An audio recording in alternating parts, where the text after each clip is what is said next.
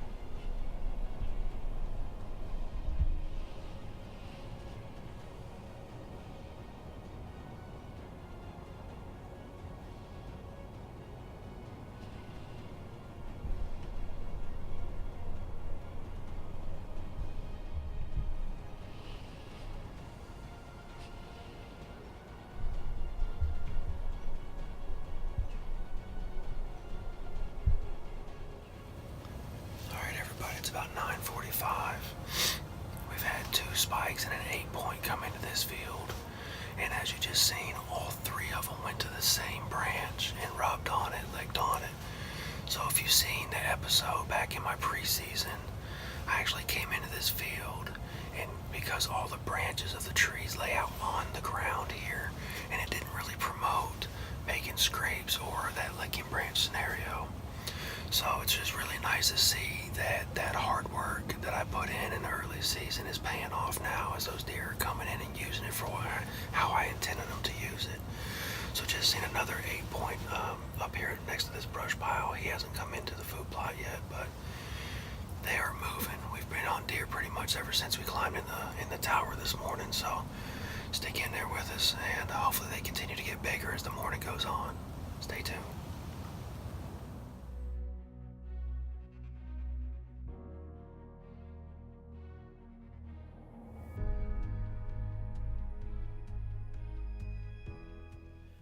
All right, everybody, just wrapping up this morning's hunt, and I really appreciate you continuing to hang in with us. Hope you're enjoying the episode so far. Pretty eventful morning. I mean, heck, it was eventful just getting out to the farm. There was deer in pretty much every field that we passed.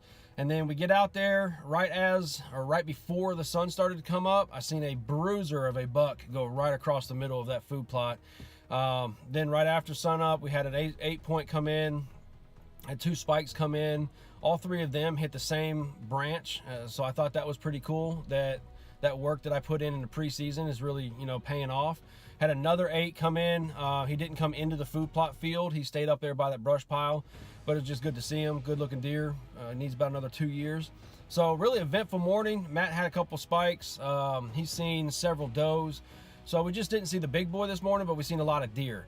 So taking a break, coming in here, gonna get some lunch, gonna grab my son. He's actually gonna come back with me this afternoon and do some camera work for me, and also carry some equipment for me. So we're gonna bring the decoy out, and we're gonna put it at about 25 yards right at the edge of that food plot, away from that base of that tower stand, facing towards, at an angle towards the blind. The reason why we do that is so any challenging buck that wants to come up and challenge it, it's typically going to come in and give me that quartering away shot angle that I'm looking for. So really excited about tonight's hunt. I hope you continue to stay tuned with us and enjoy the rest of this episode. So I just did a card pull on that camera that's out there in that field, and if you think the rut's not heating up here in Kentucky, check this out.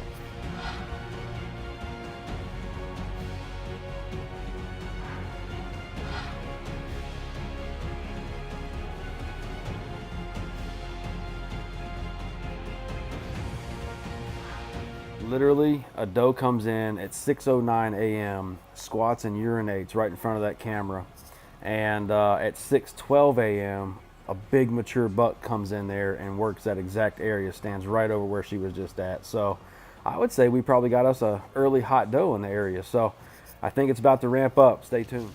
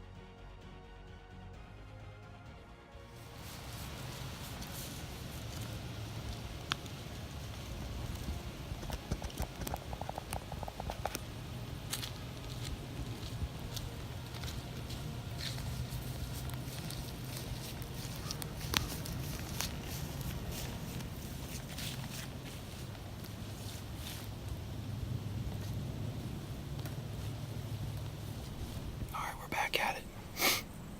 Saturday, November 3rd. It's about 3:40.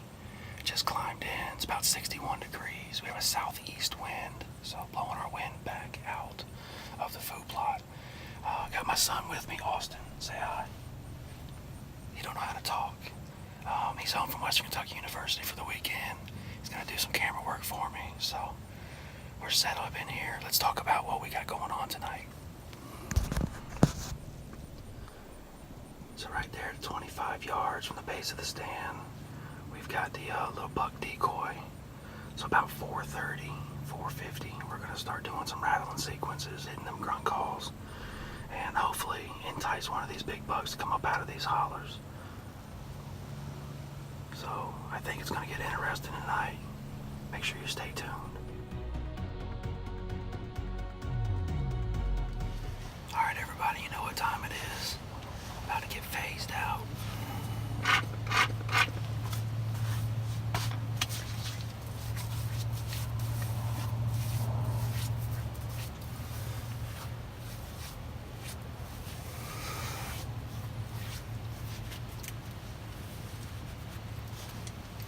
Cool thing is, Austin gets to get phased out too. Here you go, buddy.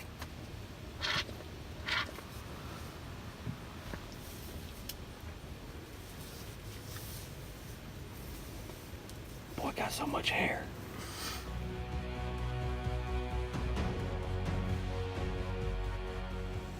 So if you notice, I've got the decoy facing quartering 2 at like 25 yards. And I've also got my trail camera set on video mode down there too, catch the action. But what that's gonna do is gonna force these deer to come and face him that way, giving me a good quarter and away shot at 25 yards.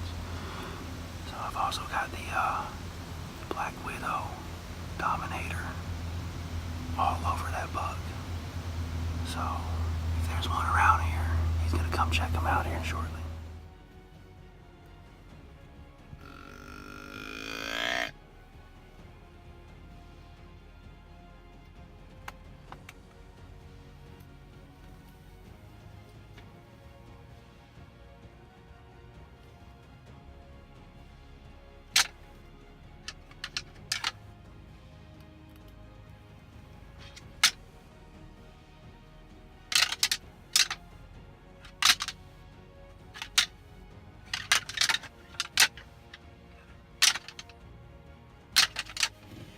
All right, everybody. So as you can see, not the outcome that we were wanting to have tonight.